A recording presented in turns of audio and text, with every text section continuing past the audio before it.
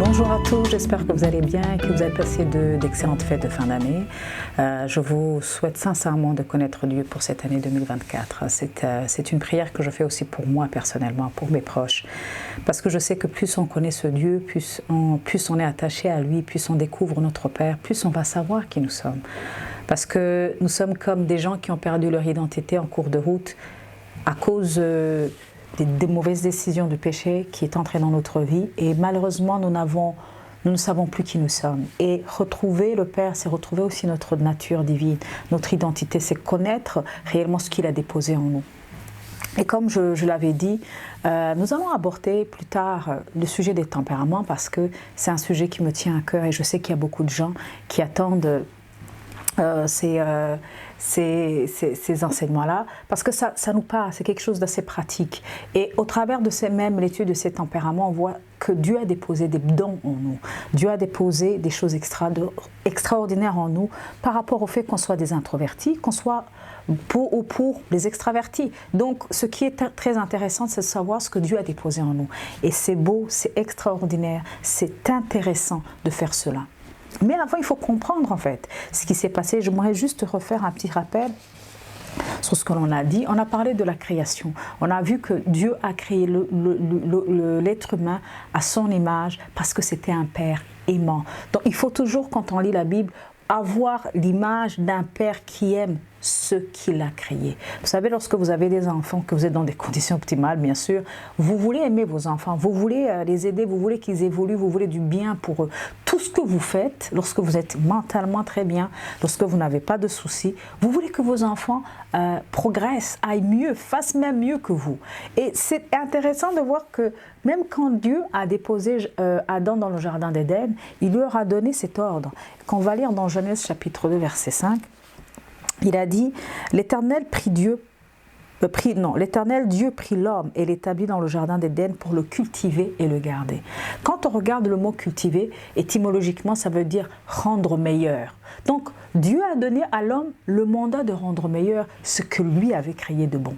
C'est extraordinaire. C'est pour ça que quand je suis en train de voir des artistes, des gens qui font des choses extraordinaires, l'avancement aussi de la science, vous voyez des choses où vous dites « Waouh, là, franchement, les gens ne s'arrêtent pas, ça progresse. » L'intelligence artificielle, il y a beaucoup de choses où on dit « Waouh ».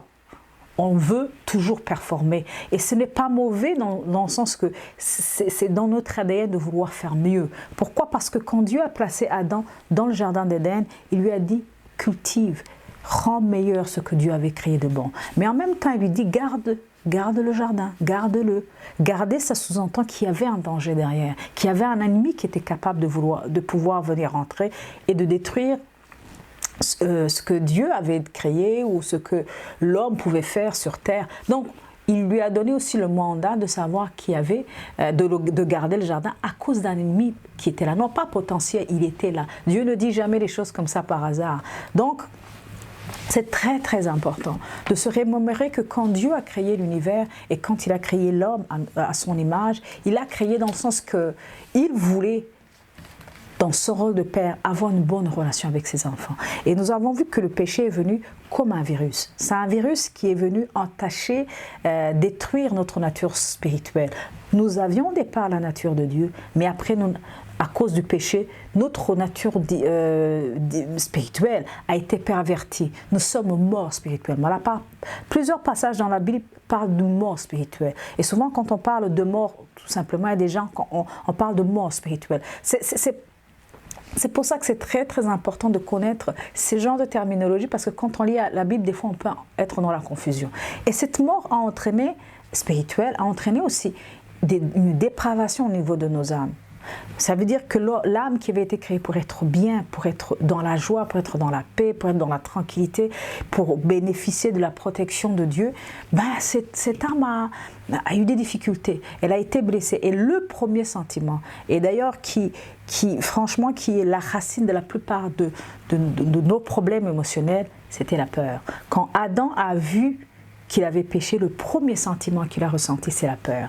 Donc la peur va nous pousser à réagir d'une façon extraordinairement dévastatrice, non seulement pour nous, mais aussi pour les gens qui sont à notre entourage. Donc, il est très important de se rappeler que nous avons été créés par Dieu, pour Dieu, en lui. Tout est pour lui.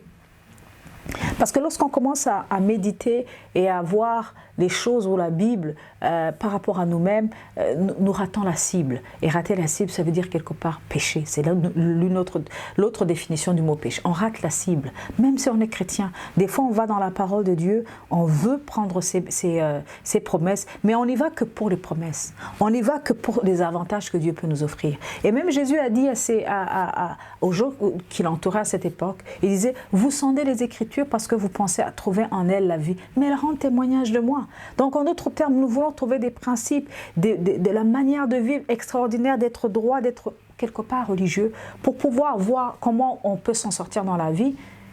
Mais malheureusement, ce n'est pas ça, parce que toutes ces Écritures, tout cela parle de moi. Donc lorsque Dieu nous promet la paix, il nous promet Jésus. Lui-même a dit, je suis le prince de paix. Donc tout ce dont nous avons besoin n'est qu'en Dieu.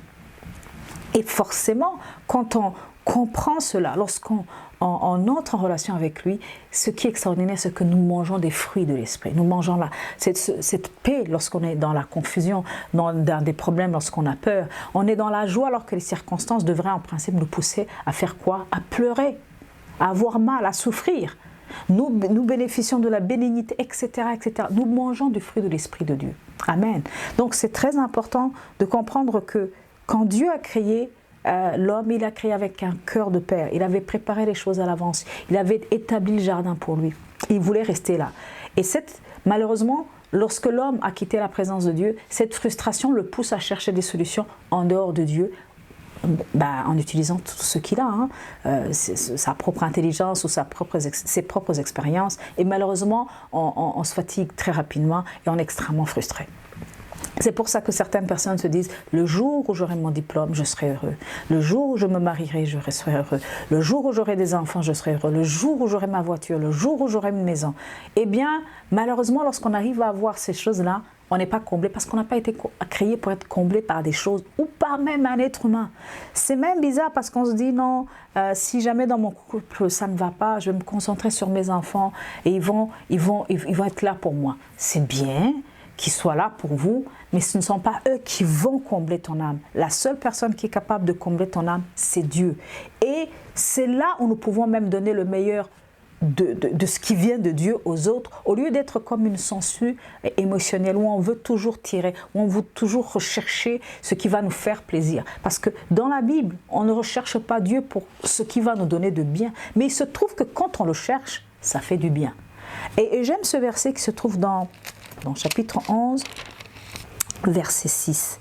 Il est écrit « Or, sans la foi, il est impossible de lui être agréable, car celui qui s'approche de Dieu doit croire qu'il existe et qu'il récompense ceux qui le cherchent. » La plupart des fois, quand on est en train de lire ce verset, c'est comme si on pensait que Dieu récompense, il va nous exaucer nos prières. Et je sais qu'il y a beaucoup de gens qui vont être d'accord avec moi. Il y a certaines prières que Dieu n'a jamais exaucées. Pourtant, on avait prié, on avait pleuré, on avait insisté. Mais après des années ou après une certaine période, une certaine saison, on s'est dit « Waouh, heureusement que tu ne m'as pas répondu.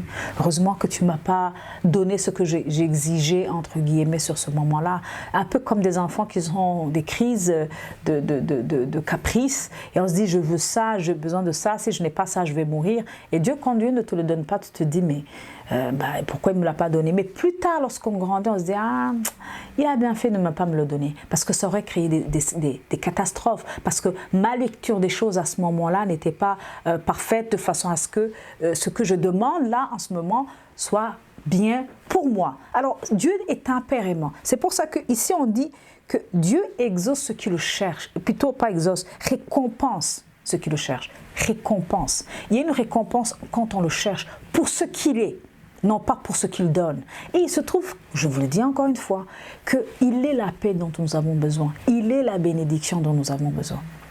Et c'est pour ça que c'est très important que lorsqu'on s'attache à Dieu, en recevant Jésus-Christ dans notre vie comme notre Seigneur et Sauveur, parce que nous reconnaissons que le sacrifice qu'il a fait à la croix est suffisant, parce que mes œuvres ne pourront jamais acheter une relation ma relation avec Dieu, parce que je ne pourrais jamais rien faire pour pouvoir être accepté par Dieu. Et qu'à cause de ce que j'ai accompli, que ce soit peu ou grand, hein, peu importe, ça m'a séparé de Dieu. Je vous ai dit que le péché, c'est comme un virus qui nous a séparés de la présence de Dieu. Et ce virus, comme peut-être pour des gens qui connaissent ce que c'est le virus du sida, peu importe quand vous avez le sida, si le virus est entré, il va faire les dégâts. Peu importe la manière dont il est entré dans votre corps, il va faire des dégâts. Et c'est pour ça que nous avons besoin de nous connecter à lui. Et quand on n'a pas reçu le Seigneur Jésus, mais qu'on est d'une bonne personne, hein, qui suit les principes, c'est comme prendre des ARV. Oui, ça marche à un moment, mais ça ne marchera pas éternellement.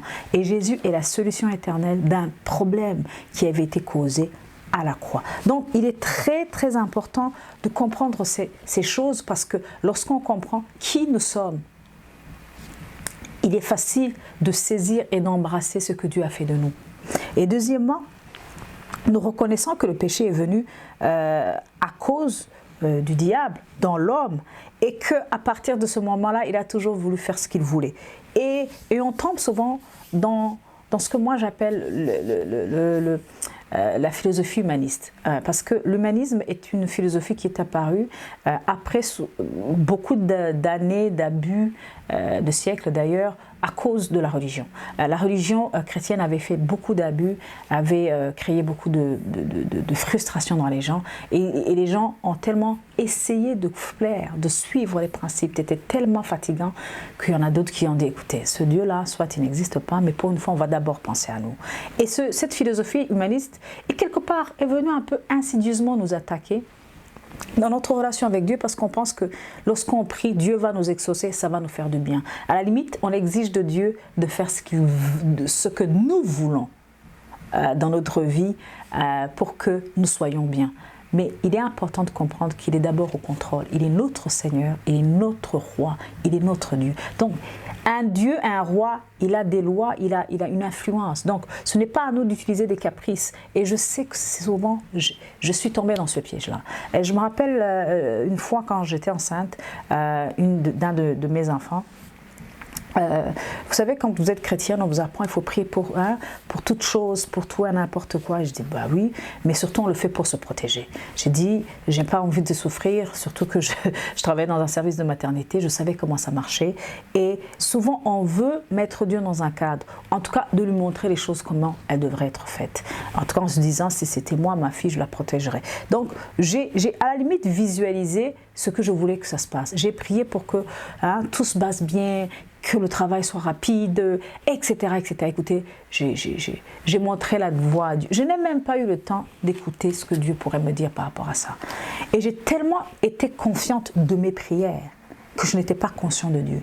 Et ça a été une catastrophe à cet accouchement et j'ai eu tellement mal, sincèrement, que ça m'a blessée émotionnellement. Et je me suis posé la question, mais Seigneur, pourquoi m'as-tu fait ça? J'ai prié, on nous a appris à prier, on nous a appris à s'asseoir, à te dire. Mais en fait, le retour, c'est que lorsque vous êtes en conversation, tu dois entendre aussi le retour. Mais j'étais là pour lui présenter de partir. À la limite, c'est comme si c'était une secrétaire qui t'amenait des dossiers te disant « J'attends juste que tu mettes ton nom qui est assez puissant et assez efficace si tu es un ministre ou un PDG d'une grande entreprise. » Non, c'est pas comme ça que ça marche. Et je me suis rendu compte que à ce moment-là, j'étais tellement mal dans ma peau, j'étais tellement mal dans ma relation avec Dieu. Je me sentais tellement frustrée parce qu'il m'avait abandonné, alors que moi, apparemment, j'avais suivi les consignes, j'avais essayé de faire ce qui devait être fait. Et je suis tombée dans l'arbre de la connaissance du bien et du mal en voulant utiliser les principes que j'ai trouvés dans la parole au lieu de rechercher ma relation avec lui. Et je me rappelle qu'un mois après, avec vraiment beaucoup de tristesse, j'ai dit, mais Seigneur, que m'as-tu fait? Et je me rappellerai toujours de cette réponse qu'il m'a donnée. Il m'a dit, Nathalie, tu as voulu tout maîtriser. Vous savez, quand on veut tout maîtriser avec Dieu, on perd tout. Et ce n'est pas une mauvaise chose de bien faire les choses, mais il y a cet esprit, ce cœur, pas de manipulation, mais de vouloir tout maîtriser et de présenter les choses à Dieu pour que sa petite puissance-là puisse agir. Et à ce moment-là, j'ai compris que je ne pouvais pas exiger de Dieu, mais que j'aurais dû venir m'asseoir, comprendre lui faire confiance et non pas faire confiance à mes prières. Je vous assure, à ce moment-là, j'ai compris et je savais que j'avais mis ma confiance dans ma façon de prier. Une autre personne aurait utilisé les mêmes mots, mais avec un état d'esprit différent, en disant « Père, peu importe, je sais que tu vas me protéger. » Et je me rappelle que pour l'accouchement d'un autre enfant, après cet accouchement dramatique, ces idées venaient toujours. « Ah, Nathalie, il faut que tu prennes. » Je dis « Ah, mon Dieu, je ne vais pas tomber dans le même piège parce que je veux te laisser. Seigneur, je ne sais pas ce que je vais vivre. Je ne sais même pas ce qui va se passer. Et je sais, j'ai une connaissance médicale, j'ai une expérience professionnelle et personnelle. Mais Seigneur, je mets cela de côté. Si jamais je vais avoir plus mal que la dernière fois, Père, tu l'auras accepté, mais je sais une chose, tu seras avec moi. Si c'est par césarienne, si c'est par forceps, si je ne sais pas comment ça va se passer, mais je sais une seule chose que je veux comprendre, c'est que tu seras avec moi. C'est tout ce que je veux apprendre. Et je vous assure que cet accouchement était rapide. Parmi les 3 que j'avais eus, et surtout que c'était le dernier, c'était extrêmement rapide. Et j'ai compris une chose, Dieu veut toujours nous bénir, mais notre cœur est attaché à ce qu'il va nous donner. Et malheureusement, nous oublions que celui qui nous donne ces choses est beaucoup plus grand que les choses ou ce que nous pensons qu'il va nous donner. Amen. Donc, revenons au Père. Demandons-lui vraiment de nous visiter, de comprendre son cœur de Père, d'être saisi par ce qu'il nous dit. Et d'accepter d'être un enfant, tout simplement. De revenir encore une fois dans ses bras de Père, des bras d'amour. Amen. Et j'aimerais inviter une personne qui n'a pas encore reçu le Seigneur Jésus, juste de l'inviter en disant « Père, j'ai péché contre toi. J'ai toujours voulu faire les choses comme je le voulais. Mais à partir de ce moment, je veux que tu sois le Dieu de ma vie. Je veux recevoir Jésus dans ma vie et je veux le laisser agir. Et je veux avoir cet ADN. Et je le crois maintenant que je suis devenu ton enfant. Confessez-lui vos péchés, confessez-lui vos manquements et surtout, acceptez cet amour qu'il vous donne parce que c'est un amour qui est éternel. Et lorsque vous êtes reconnecté spirituellement à cause de ce que Christ a accompli à la croix, de ce qu'il a souffert, il est mort et il est ressuscité pour nous, pour que nous soyons en relation avec ce Père, pour qu'on puisse encore retrouver cette complicité, cette relation que Adam et Ève avaient dans le jardin et de le retrouver au travers de Christ. Amen. Donc, que Dieu vous bénisse, prenez soin de vous, revenez au Père, soyez inspirés par lui, soyez inspirés par son amour. Lorsque vous lisez la Bible, ne le voyez pas avec des yeux, des yeux d'un Père sévère, mais regardez-le plutôt comme un Dieu qui vous parle avec amour, qui veut vous serrer dans vos bras. Que Dieu vous bénisse. Continuez à prier pour nous et puis partagez cette vidéo si elle vous a béni. Passez une excellente journée ou une excellente soirée par rapport à là où vous êtes.